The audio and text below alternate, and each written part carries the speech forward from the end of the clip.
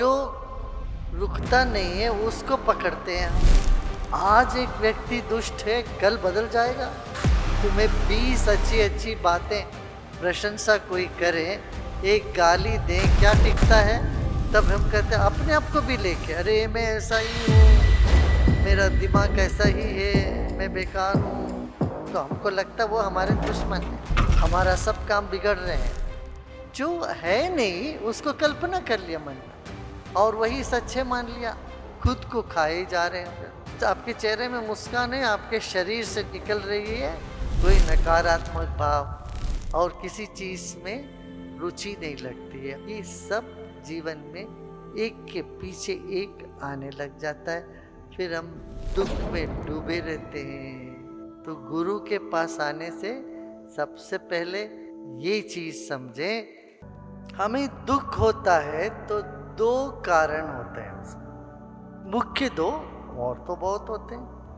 पहला कारण ये है, जो शाश्वत नहीं है उसको हम शाश्वत मानते हैं, जो टेम्पररी है उसको टेम्पररी ना मान करके ये ऐसा ही होगा मान लेते हैं, और जो रुकता नहीं है उसको पकड़ते हैं हम, उसको बनाए रखने की चेष्टा करते हैं। ये पहला कारण, तब हम दुखी होते हैं। जैसे किसी व्यक्ति का स्वभाव हम समझ लेते हैं इनका स्वभाव ऐसे रहेगा जिंदगी भर, जरूरी नहीं है, वो बदल भी सकता है। आज एक व्यक्ति दुष्ट है, कल बदल जाएगा, क्या पता है। सब कुछ परिवर्तनशील है, ये भरोसा नहीं होने पर हम दुखी हो जाते हैं वर्तमान स्थिति को देख के। और पुरानी जो अपना अनुभव है उसको हम प्रोजेक्ट करते हैं। देखो, मीठे अनुभव स्मृति में टिकती नहीं है, कुछ कड़वा अनुभव होता वो टिक जाता है मन में।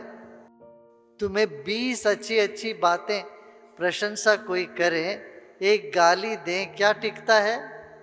एक गाली मन में टिका रहता है।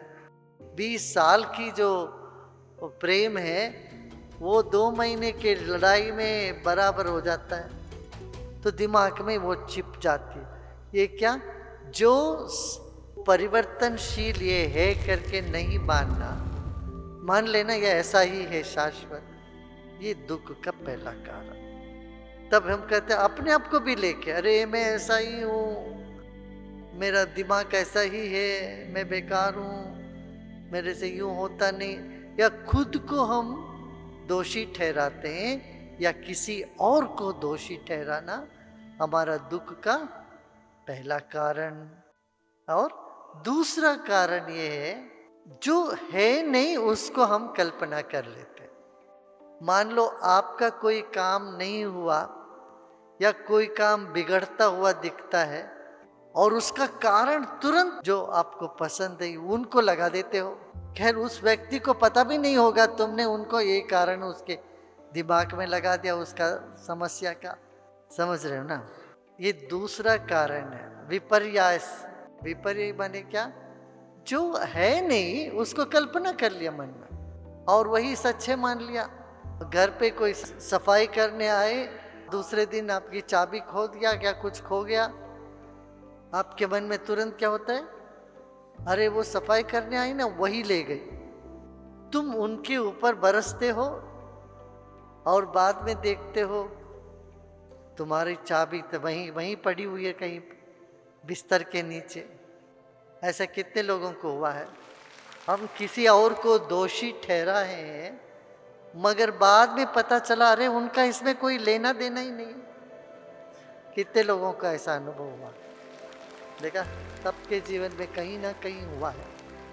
आप किसी के घर में जा रहे थे और हवा के झोंके में वो स्टॉपर नहीं लगा, वो दरवाज़ा बंद हो गया, आपको तुरंत लगने लग गई ये हमारे चेहरे पर इन्होंने दरवाज़ा बंद करी। उनसे मन मुटापा हो गया आपको।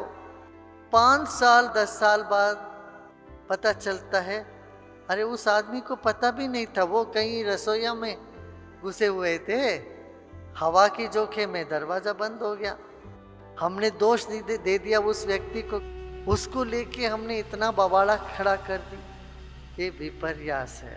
इससे हम दुखी हो जाते हैं। जो चीज वैसे होती नहीं है मगर हम मन में वैसे कल्पना कर लेते हैं, और इसका प्रभाव क्या होता है? दुख। दौर्मनस्य, दौर्मनस्य माने मन में दूसरों के प्रति कटाक्ष और एक तरह के खड़ुआपन। तो हमको लगता वो हमारे दुश्मन है, हमारा सब काम बिगड़ रहे हैं। अरे उनको पूछे जाके, अरे हमने तो इनके बारे में सोचा ही नहीं, बोले हो तुम सोचते हो, और हमारे ख्याल से उन्होंने हमको बहुत परेशान कर दिया। इस चीज को विपर्यास बोलते। ये विपर्यास से क्या होता, हमें दुख मिलता जीवन में। और दौर्मनस्य, दौर्मनस्य माने एक तरह से खड़ुआपन, खड़ुआपन घुस जाता है। वो किसके प्रति घुस जाता है वो दूसरी बात है, मगर वो घुस गया ना, बस वो खुद को खाए जा रहे हैं। फिर विपर्यास होता है तो चटपटाहट होती है, चैन से बैठ नहीं सकते, और सांस फूलने लगती है, और किसी चीज में रुचि नहीं लगती है। ये सब जीवन में एक के पीछे एक आने लग जाता है, फिर हम दुख में डूबे रहते हैं। तो गुरु के पास आने से सबसे पहले ये चीज समझें, जो शाश्वत है उसको अशाश्वत करके मानो, और जो सबसे शाश्वत है वो ईश्वरी सत्ता है, उसको माना। तब मन शांत हो गया। और जब भी मन का इस तरह से कुछ भ्रम होता है, समझ लेना ये विपर्य हो रहा है, जरा ठहर के देखो तो सही इसमें क्या है, दूसरे पक्ष की भी बात सुने, ये मन में आने लगती है। ये दो बात हो जाने पर मन चित्त प्रसन्न रहेगा। फिर आपके भीतर से एक सकारात्मक तरंग, पॉजिटिव एनर्जी निकलेगी। नहीं तो आपके चेहरे में मुस्कान है, आपके शरीर से निकल रही है कोई नकारात्मक भाव। तो इसीलिए साधना करिए, सत्संग सुनिए, भजन करो, नाचो गाओ, ये सब इसीलिए रखा। सेवा करें,